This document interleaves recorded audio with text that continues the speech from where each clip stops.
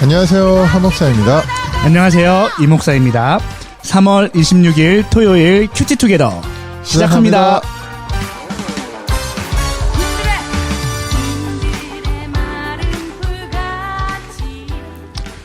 네. 저희들의 얼굴을 드디어 보실 수 있게 됐습니다. 여러분들 축하드립니다. 이 찬양 인트로 듣는데 네. 요즘 봄이잖아요. 네. 봄이 왔잖아요. 네.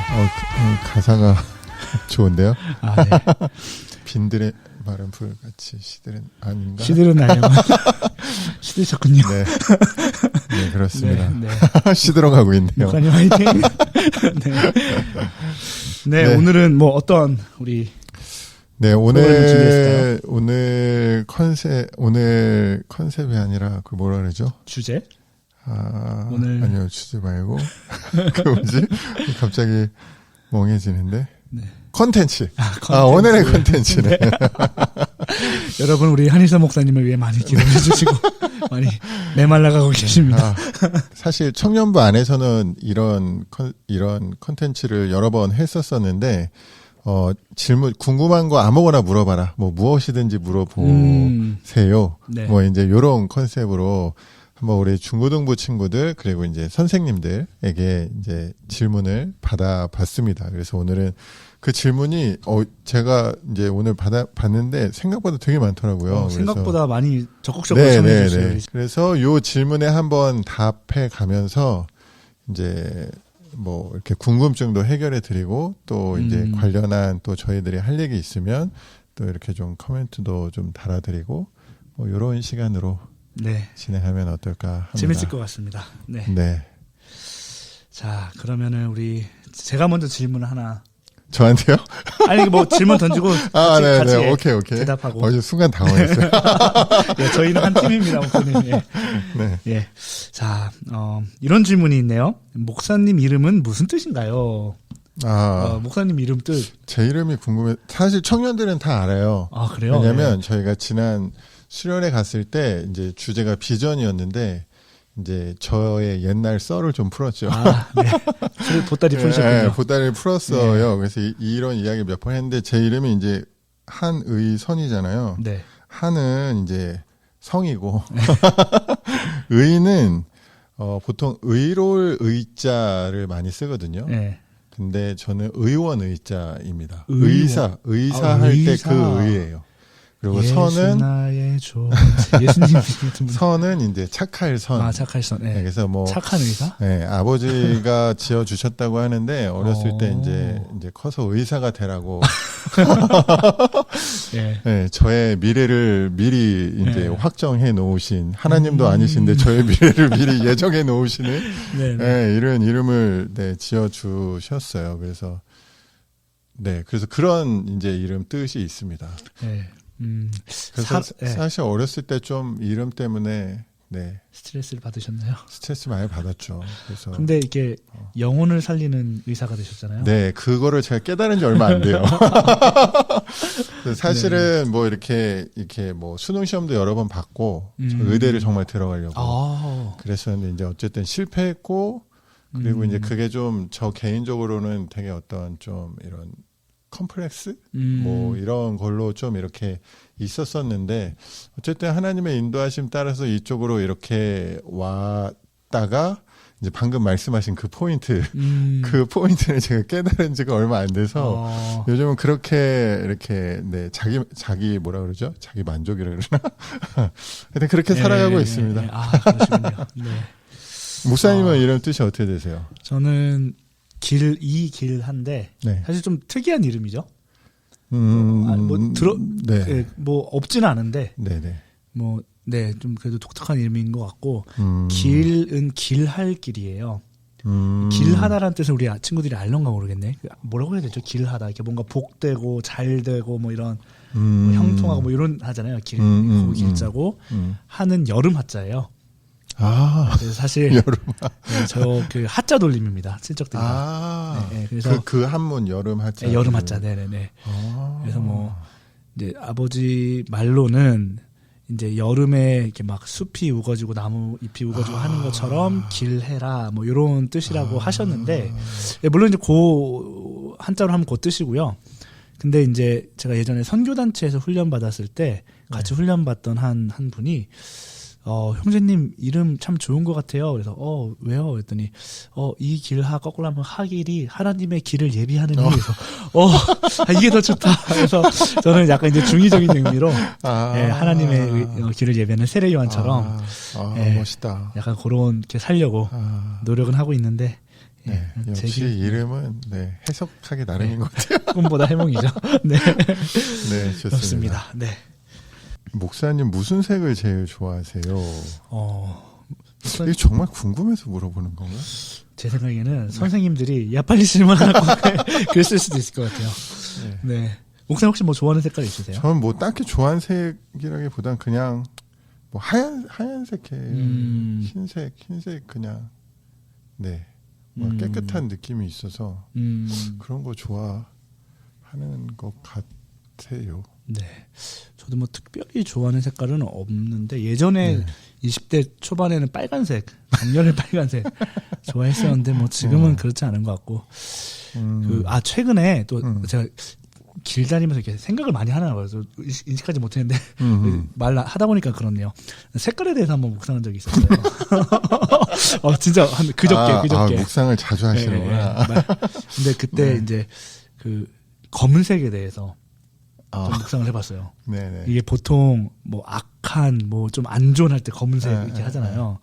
근데 이제 미국에서 살다 보니까 왜 이렇게 흑인, 백인 인종 문제 했을 때 이게 흑인들이 뭔가 이렇게 막 피부 색깔만으로 이렇게 뭔가 저주받은 것 같은 이제 그런 안 좋은 인식들이 있어서 이제 그 흑색이라는 것에 뭔가 이렇게 좀 쓰여지는 그런 것들에 대해서 좀 나름 생각하고 고민하다가 꼭 검은색을 나쁘게만 바라봐야 되나? 검은색도 아름답게 볼 수 있지 않을까? 물론 검은색이 이렇게 뭐 악마나 죄를 이렇게 상징하는 메타포로 사용되는 경우도 있지만, 또 그 고민을 하는 또 이웃들이 있기 때문에, 근데 생각해보니까 검은색은 사실 모든 것을 다 흡수하는 이렇게 포용력이 있는 색깔이고, 빛도 잘 이렇게 또 받아들이고 오히려 그래서 좀 그냥 뭐 결론은 아닌데 그래서 꼭 검은색을 나쁘게만 안 봐도 되지 않을까라는 생각을 쓸데없이 지나가다가 그래서 근데 저 검은색 좋아하는 것 같아요. 옷도 좀 보면 검은색 많이 입는 것 같고 네 그렇습니다. 네 맞아요. 요즘 좀 검은색이 트렌드인 것 같아요. 청년들도 보면 검은색 티를 많이 입고 오던데 뭐 좋습니다. 네. 뭐 색이 그죠? 무슨 의미가 있겠어요? 그렇죠. 뭐. 제가 이거 꼭 대답해야 되는 거 하나 질문 있네요. 큐티투게더 365일 해주실 수 있나요? 저는 이제 사전에 이 질문 주셨을 때 정말 바로 1초도 머뭇거림 없이 말도 안 되는 이랬다가 지금 이제 그런 마음. 잠깐만 저 지금 두려워요. 성령의 감동을 주셨어요. 이거 질문한 사람이 누군지 모르겠는데 그분이 365일 큐티 하겠다. 라고 하면 내가 하지. 목사님 저희 좀 위험한 발언인가요? 저희도 360을 하는 게 있어요. 그래요? 이거 선생님이신가요? 학생이면 학생이면 정말 365일 큐티를 일단 하세요. 먼저 해. 먼저 하고 와서 얘기하면 한번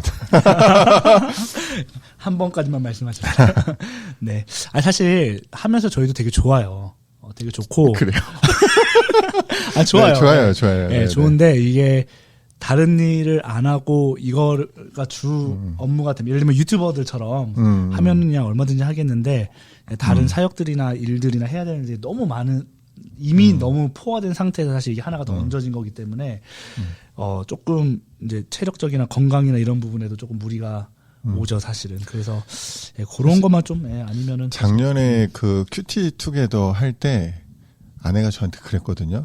요즘 영성이 되게 깊어지 않고 분명히 저희한테도 유익이 있어요. 맞아요. 근데 제가 그때 이제 한 6개월 작년 1월부터 6월까지 6개월 혼자서 이렇게 하고 대단하시네. 그만두었던 이유가 여기에 들어가는 에너지를 만나서 그러니까 대면으로 뭐 성경 공부든 뭐든 하면 훨씬 더 이렇게 집중력 있게 더 많은 사역을 하겠다. 그러니까 이게 이렇게 그냥 잠깐 15분 뭐 이렇게 하는 거에 비해서 에너지가 너무 많이 들어가는 거예요. 근데 이 에너지를 이제 좀 우리가 다른 곳에 만나서 성경 공부하고 또 설교 준비하고 뭐 신방 가고 이제 요러는 대로 좀 돌리면 너무나 좋겠다라는 이제 그런 판단이 들어서. 그때는 또 코로나여서 이제. 그렇죠. 이제 시작은 그렇게 했었었는데 네.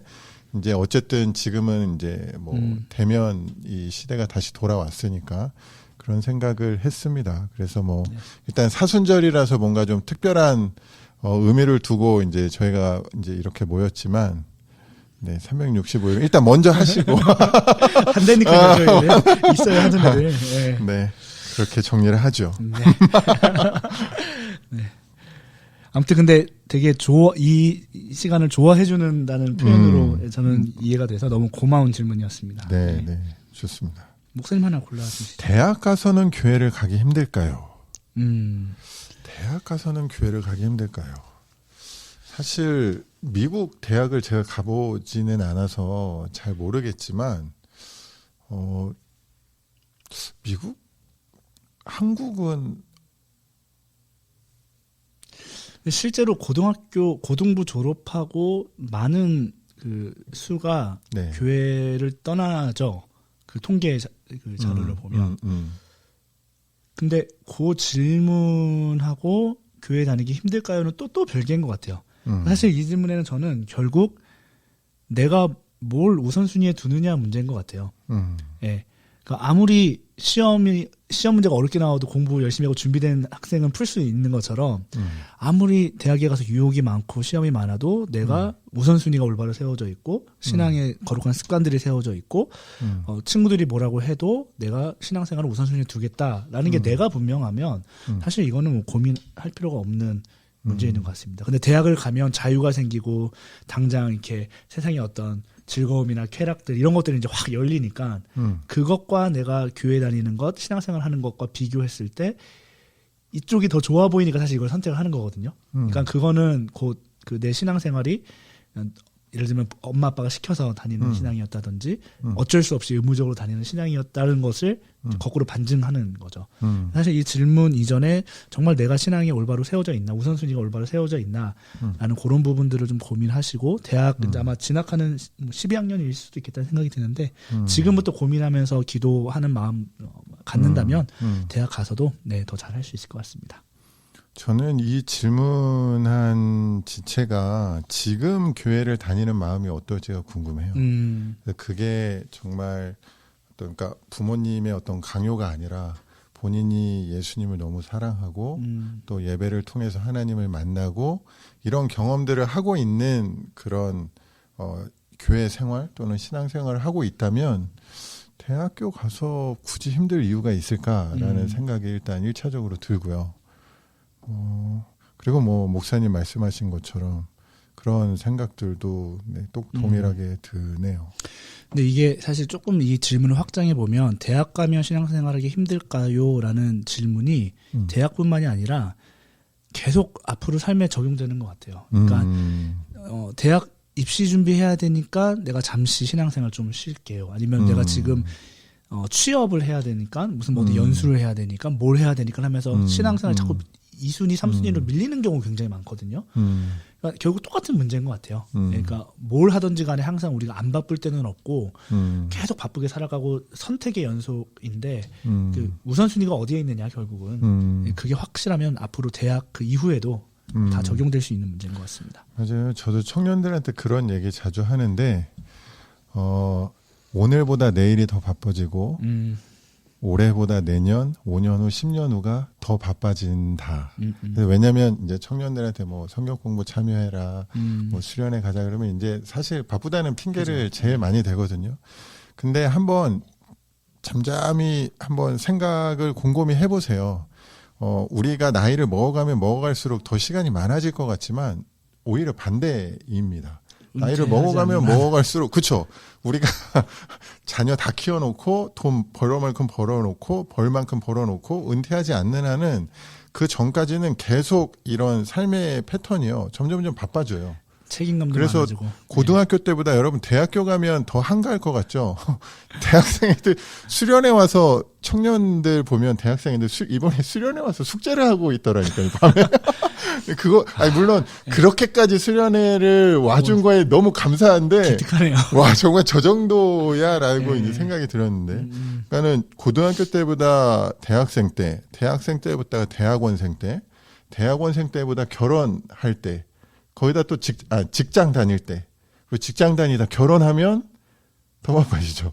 애 생기면, 애 커가면, 여러분, 우리의 삶이 점점점 더 복잡하고 더 바빠져요. 그러니까 만약에 이 질문을 한 지체가 뭐 중학생인지 고등학생인지 모르겠지만, 지금 뭐 다니기 힘들면, 나중은 뭐 주님이 정말 진하게 만나주지 않은 이상은, 네. 뭐 그런 생각이 들기도 하네요. 네, 그럼 우리 한번 이 시간에는 잠깐 좀 한숨 돌리는 의미로 저희 한번 찬양 하나 듣고 오겠습니다.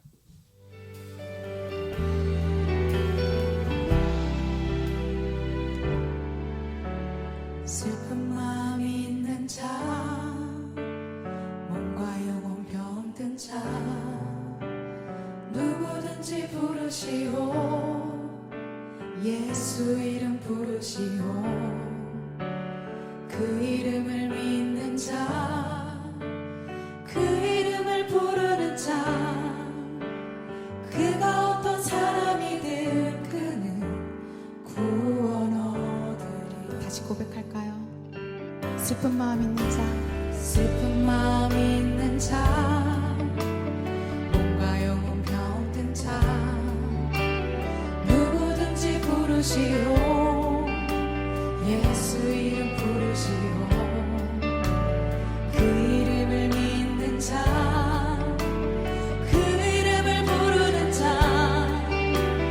그가 어떤 사람이든 그는 구원 얻으리. 예수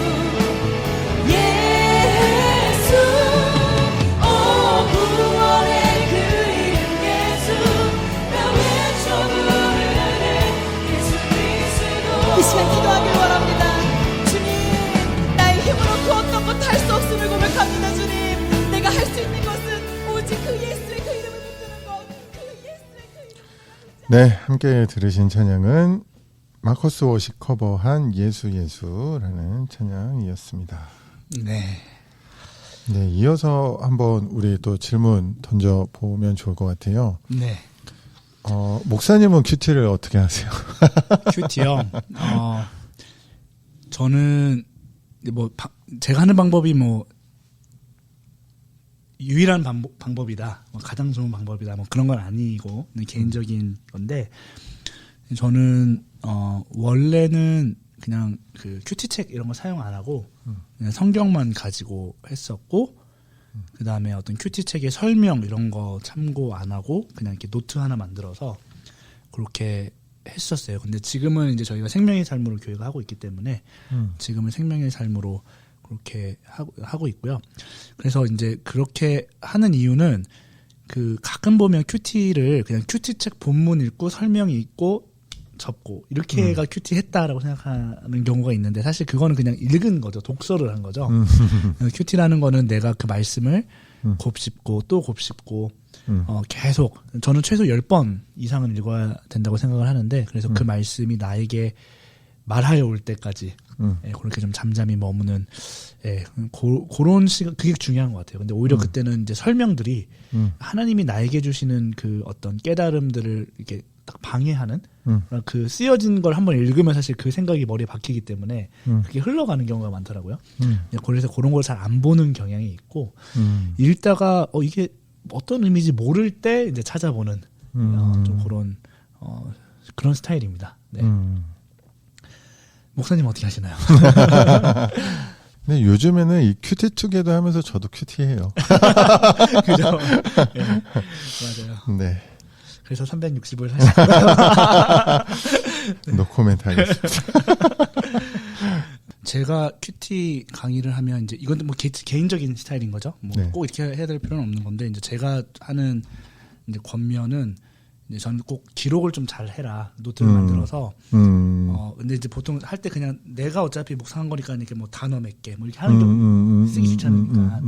근데 이제 제가 주는 팁은 제 3자가 읽었을 때 이해가 될 정도로 써라. 그러면 이제 그게 언제 유익이 되냐면, 나중에 시간이 한참 지나서 맞아요. 돌아봤을 때 내가 그때 이런 묵상을 했었네 하면서 또 그게 또 그 시절에 또 은혜가 되는 훗날 그런 경험도 좀 많이 했었고, 맞습니다. 그다음에 이제 적용을 저는 또 좀 중요하게 생각하는 편인 것 같아요. 그래서 적용도 그러니까 너무 이렇게 애매하게, 그러니까 뭐 기도하기, 누구 도와주기 이렇게 하지 말고, 기도할 거면은 어떤 제목으로 언제 어디서 어떻게 할 건지를 최대한 구체적으로, 누굴 도와준다면 누구를 어떻게 무엇을 해서 도와줄지 그렇게 구체적으로 안 하면 그냥 이렇게 생각만 하고 그냥 넘어가는 경우가 저는 많더라고요. 그래서 구체적으로 이게 적용을 적는 게 저한테는 좀 유익했던 것 같습니다.